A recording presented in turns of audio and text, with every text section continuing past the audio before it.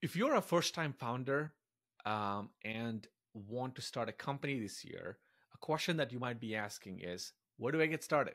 Well, today I'll answer that by sharing three specific tips in the next few minutes. So stay tuned until the end. The first tip is build a food truck, not a revolving rooftop restaurant. What I mean by that is the biggest temptation first time founders have is to over engineer the product, right? The product you want to take to market should be as simple as possible without, sophisticate, like without crazy sophistication. Like simplicity is the ultimate sophistication.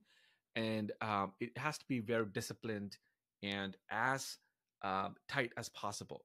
Now, this is where the fear kicks in often, or just the doubt kicks in, and you may want to add two more features or three more features, and that roadmap keeps expanding, right? And you have to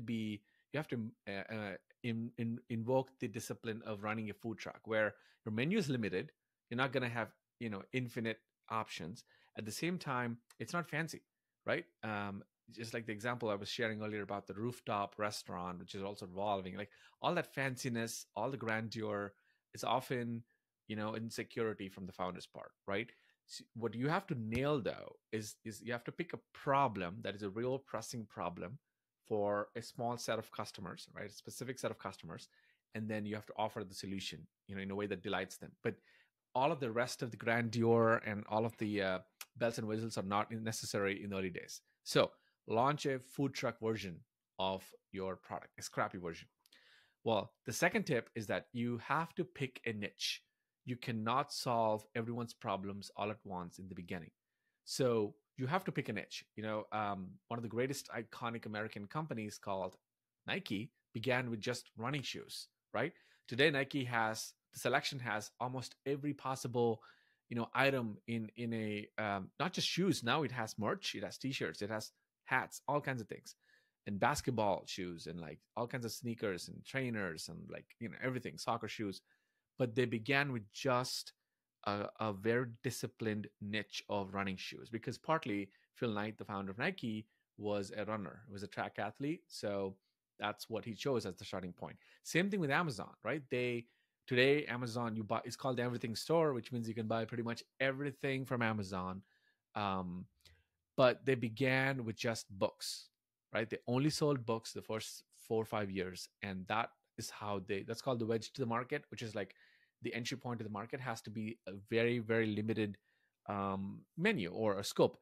And so you have to pick a niche, and ideally this niche is something that you have some unfair advantage in terms of like some kind of founder market fit, right? Some kind of affiliation with that niche because of your prior history or connections and whatnot.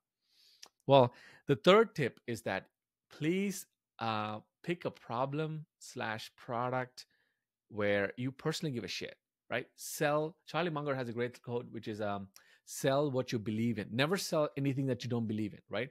And this is easy to overlook because as first time founders, you're often like thinking, oh, maybe I should sell what is cool or what is trending right now, or what is like, I'm going to pick a problem statement that I think investors will invest, or maybe employees will want to join a company that has that problem statement. None of that matters because this startup game is a marathon. So you rather start with something that you personally believe in, a problem that you give a shit about, whether there's monetary gain or not. It should be something that's very personal to you. And so there's a great line by Phil Knight in the book Shoe Dog, which is Nike's story, where it says belief is irresistible. So the first few years, people are not going to buy your product or service because it is the best in the market, or it is the whatever. They're buying it purely because of the founder's passion. So you have to pick a problem that you're genuinely passionate about, right? And you can fake it, because if you fake it, people will know, the early customers will know, and it won't renew, and like it's going to be an uphill battle for you to survive. So those are my three tips to recap. Number one, start with a food truck version of your business.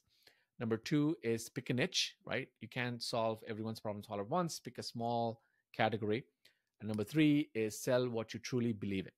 Anyway, hope that helps. If it does, leave a comment in the comment section, and I'll see you in the next video. Thank you.